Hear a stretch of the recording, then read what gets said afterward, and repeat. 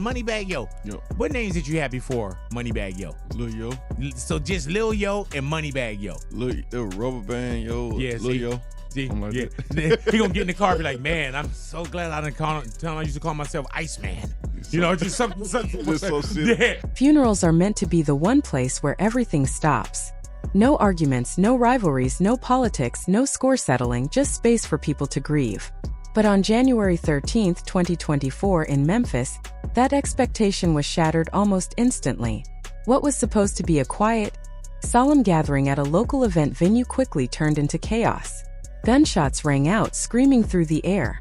People ran for cover, and in minutes, Anthony Mims, better known as Big Juke, was dead. He wasn't just another face in Memphis hip-hop. He was one of the most influential figures behind the scenes, quietly shaping the city's rap scene. Memphis police immediately called it a targeted attack. It happened in broad daylight. Multiple shots fired. A white SUV speeding away. It was precise, deliberate, and coordinated. The city, unfortunately, found itself back in a familiar pattern of shock, fear, and speculation. Big Juke wasn't an ordinary man. He was the older brother of Yodi, a key executive at Collective Music Group, CMG, one of Memphis's most important music labels. CMG had become a major force in modern Memphis rap, and Big Juke was one of the people who built it from the ground up. While Yo Gotti was the public face of the label, Big Juke worked behind the scenes. He scouted talent, built relationships, managed logistics, and coordinated business deals, work that kept the label running smoothly but rarely got attention online.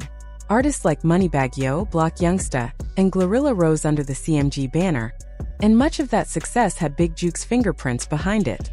His death was not just a personal loss to family and friends. It shook the entire business structure of Memphis rap. When someone who works quietly in the shadows is suddenly taken out in public, questions arise immediately. Was this related to street retaliation? Was it fallout from business dealings? Or was it connected to deeper courtroom matters from months earlier? Big Juke's name had appeared months before in testimony connected to the 2021 murder of Young Dolph, a Memphis rap legend. He wasn't charged or convicted, but the allegations mentioned his possible involvement in financial discussions related to the feud. When the shooting happened, it was impossible for the public not to connect the dots. Memphis already had deep scars from years of tension and rivalry in its rap scene. The city was long divided between two major camps, CMG, led by Yodi, and Paper Route Empire, founded independently by Young Dolph. Over the years, diss tracks, subtle jabs, and public disputes had created a highly charged atmosphere.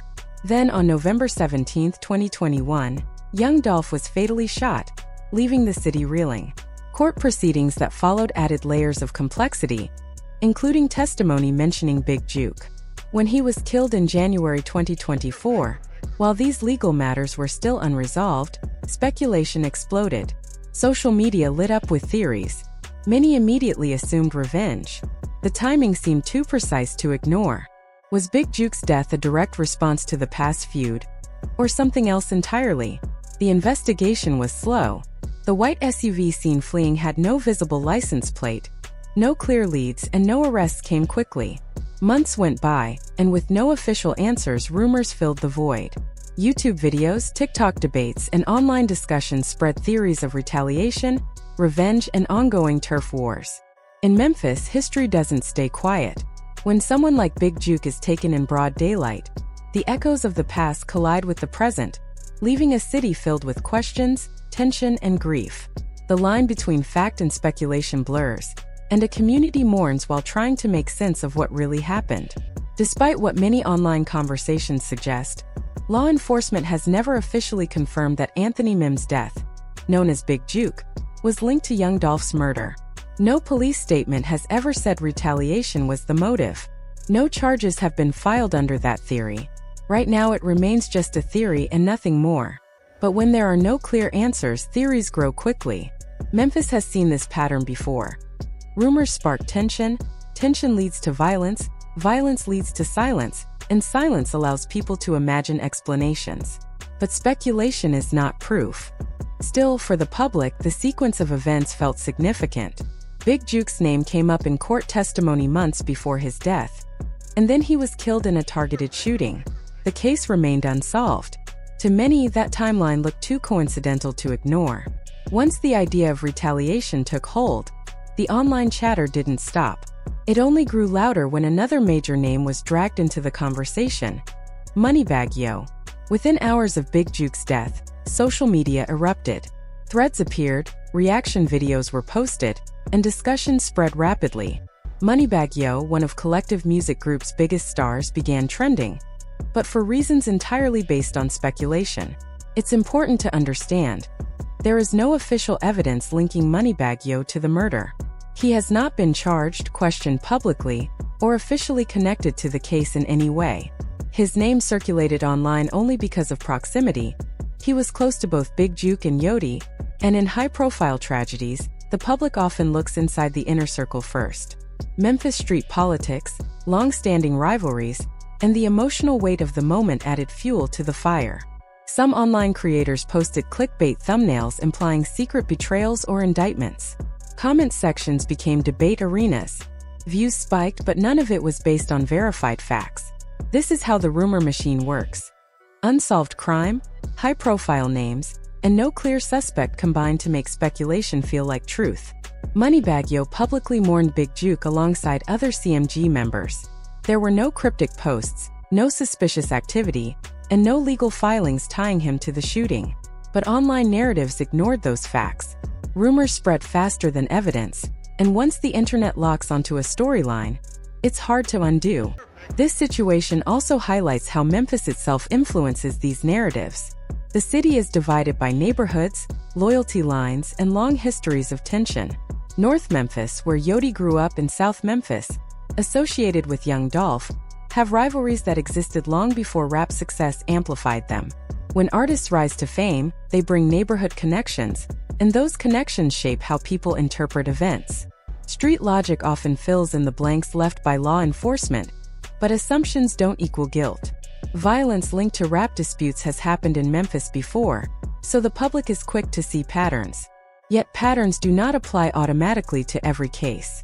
Emotional narratives travel faster than verified updates. Within 24 hours of Big Juke's death, YouTube thumbnails were claiming secrets exposed. TikTok creators speculated about motives, dissected interviews, old diss tracks, and even surveillance footage. Headlines linked Moneybagg Yo to incidents never mentioned in official reports. The tragedy became content, turning real grief into viral debate. Meanwhile, Yo Gotti remained mostly silent. His quietness became a story of its own. Some saw it as restraint, a grieving brother and executive avoiding public drama. Others questioned why he didn't speak directly to refute online theories. In reality, speaking out could have complicated an ongoing investigation. Silence, in this case, may have been strategy, not guilt. Anthony Mim's death left a city, a family, and an entire music scene in uncertainty. The case remains officially unsolved, with no arrests and no confirmed motive. The courtroom testimony connecting Big Juke to Young Dolph is part of the record, but testimony is not proof. Allegations are not the same as facts. Rumors, no matter how viral, remain just that, rumors. This story illustrates more than a single shooting. It shows how tragedy becomes speculation, how social media accelerates narratives, and how deeply street politics and music are intertwined in Memphis. For artists striving to build businesses, labels, and legacies, the past still lingers. Neighborhood loyalties, old rivalries, and unresolved tension can turn one violent incident into months of speculation. More than a year after that January 2024 funeral, the truth is still incomplete. Memphis waits for law enforcement to provide answers. Until then, the story of Big Juke's death remains unfinished. A painful reminder that success does not erase history, and that speculation can sometimes echo louder than reality.